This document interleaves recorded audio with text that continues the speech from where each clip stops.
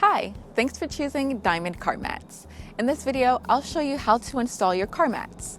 The box that you receive will include the car mats. When you first get the mats, you can set them in the sun to get rid of any creases that may have formed during shipping.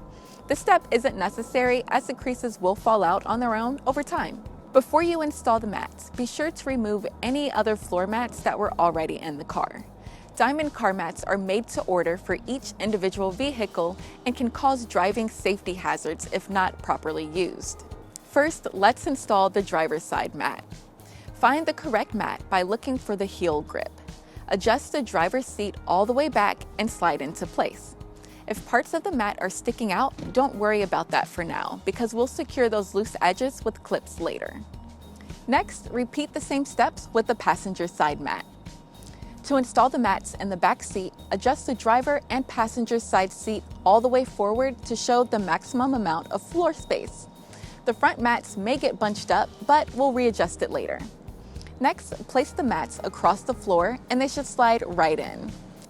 The last thing to do is add the clips wherever they're needed.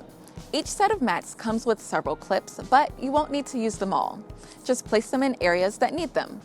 For areas that don't have a place to put the clip, you can use the Velcro strips to ensure that the mats are flat against the floor or seats.